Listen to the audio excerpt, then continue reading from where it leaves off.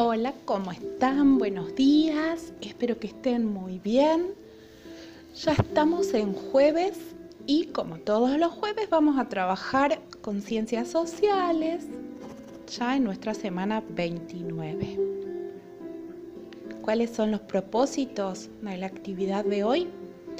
Que ustedes puedan acceder al conocimiento de las confrontaciones por los distintos proyectos de país entre diferentes grupos y provincias y que puedan analizar el largo y conflictivo proceso de construcción de la nación, porque eso es lo que fue el proceso de formación de nuestra nación. Fue un proceso largo y cargado de conflictos que tenemos que entender. ¿Cómo convivieron los estados provinciales con el Estado nacional? ¿Y en qué consistían los proyectos unitario y federal? ¿Cómo vamos a evaluar el trabajo? Con la observación del video, la participación en la clase virtual que tenemos siempre en el grupo de WhatsApp a través de la realización de aportes en el grupo, con la presentación de las tareas, pero también con el conocimiento de esas confrontaciones y el conocimiento de los proyectos unitario y federal de gobierno y también el primer gobierno de Juan Manuel de Rosas.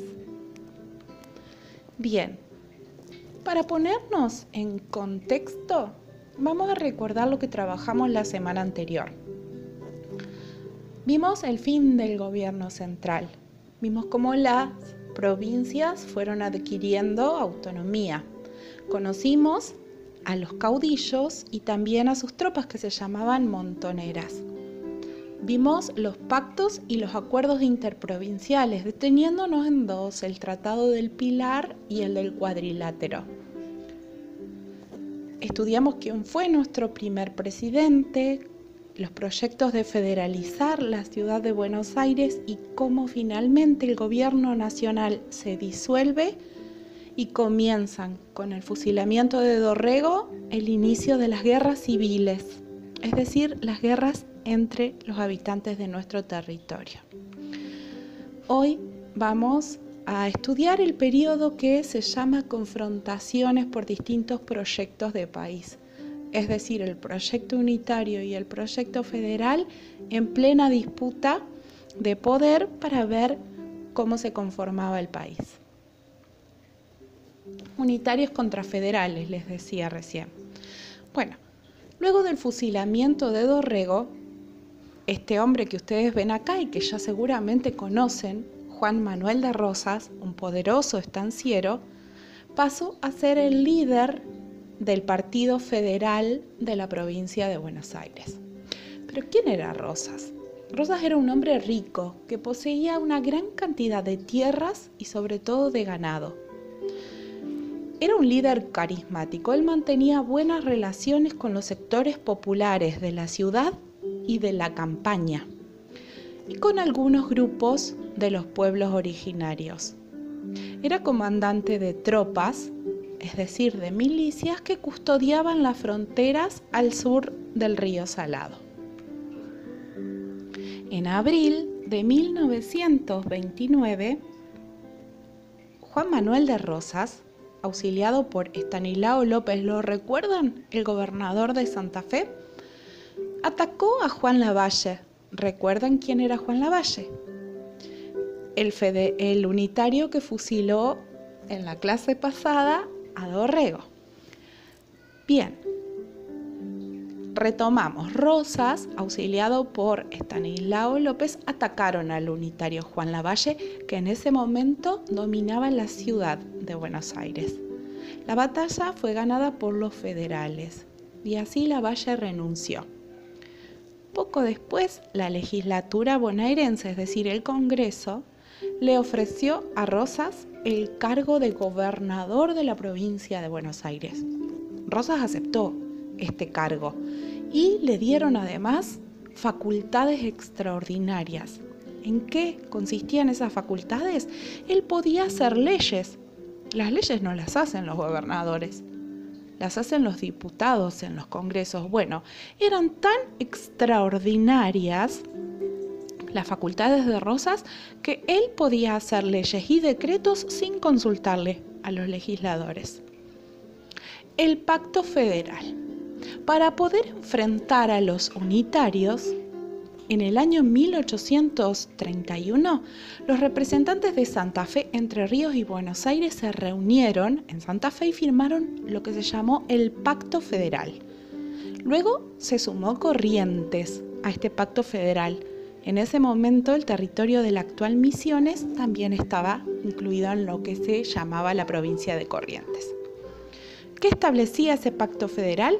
Bien, que los que firmaban eran libres e independientes de los demás y que cada provincia podía tener su ejército propio.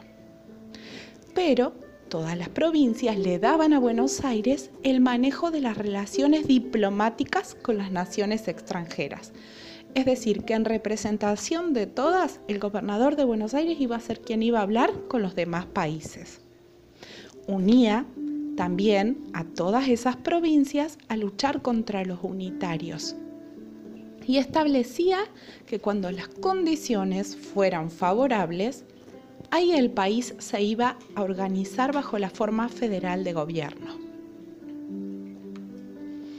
De esta manera, el país quedó dividido en dos fracciones, es decir, ahí se divide el país en dos partes. Por un lado, la Liga Unitaria o Liga del Interior, que estaba integrada por Córdoba, Mendoza, San Juan, San Luis, La Rioja, Catamarca, Tucumán, Santiago del Estero y Salta, que en ese momento incluía también a Jujuy. Y el jefe supremo de esta Liga Unitaria era el general José María Paz. La otra fracción era la Liga Federal, que estaba compuesta por Buenos Aires, Santa Fe, Corrientes y Entre Ríos. Y los líderes eran Estanislao López y Juan Manuel de Rosas. Ustedes ven un mapa con los territorios de la Liga Unitaria y la Liga Federal. La Liga Unitaria en amarillo, la Liga Federal en naranja y en verde los que estaban ocupados por los pueblos originarios. Ahora vamos a trabajar. Leyendo las páginas 146 y 147 hay que responder quién fue Juan Manuel de Rosas y con quién mantenía buenas relaciones.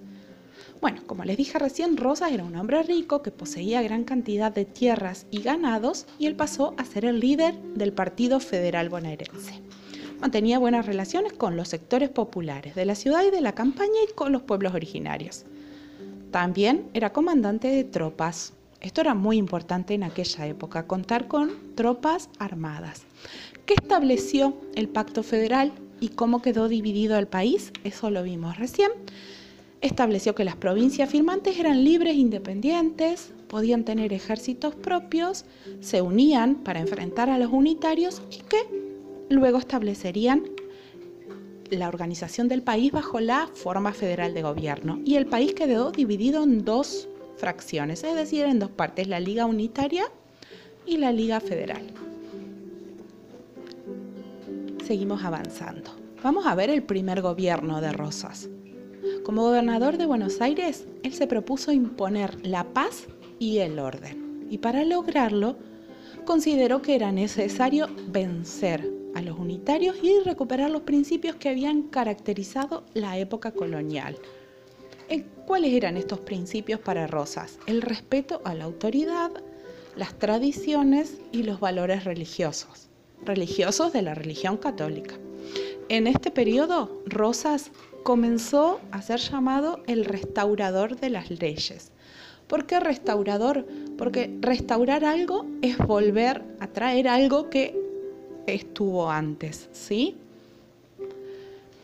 ¿Qué pasaba con la Confederación Argentina? ¿Se acuerdan de Estanislao López, que le nombré recién? Bueno, él junto a Facundo Quiroga, un caudillo federal de la provincia de La Rioja, creían que era un momento ya de organizar un país con una constitución y lo presionaban a Rosas, que era de su mismo partido, para que por fin convoque a un congreso que haga esta constitución. Pero Rosas no estaba con ellos en esta, él se opuso.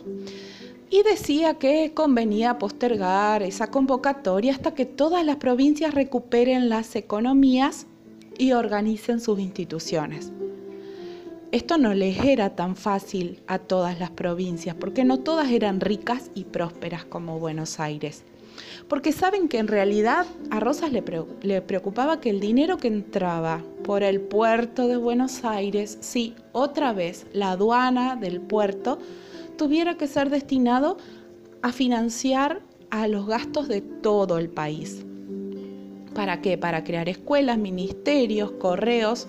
No quería Rosas, que era gobernador de Buenos Aires, compartir este dinero. Esta negación de Rosas a convocar el Congreso llevó a que se conforme la Confederación Argentina. Y otra vez cambian las cosas y cambian los nombres. ¿Qué era la Confederación? Era la unión entre las provincias en las que no había un Congreso o gobierno nacional. En este esquema, cada provincia se gobernaba a sí misma y el manejo de las relaciones exteriores del país seguía estando en manos de la provincia de Buenos Aires. En diciembre de 1832, Rosas termina el mandato de gobernador y los diputados, es decir, los miembros de la legislatura, le ofrecieron seguir en el cargo por 3 años más, pero ellos se habían dado cuenta de que el poder de Rosas era tan grande que le ofrecieron, pero sin facultades extraordinarias. Cuando Rosas vio que le recortaban el poder, rechazó el ofrecimiento y dejó la vida política, se retiró a la vida privada. ¿Qué pasa en ese momento? El federalismo porteño se divide.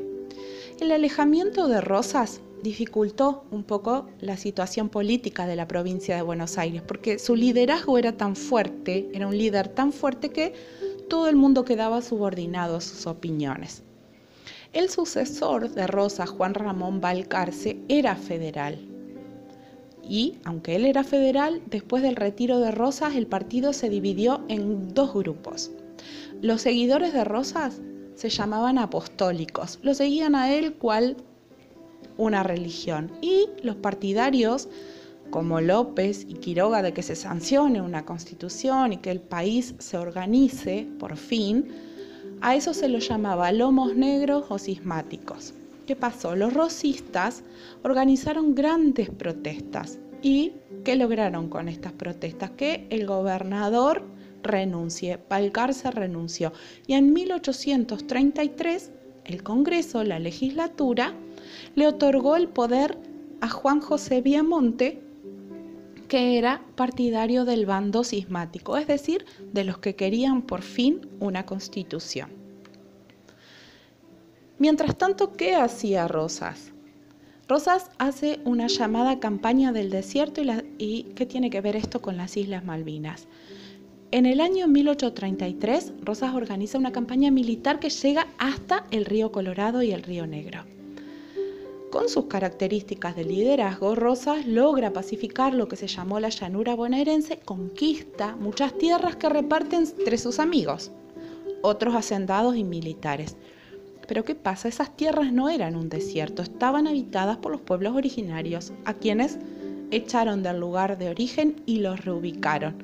Y peor aún, los trasladaron para utilizarlos como mano de obra.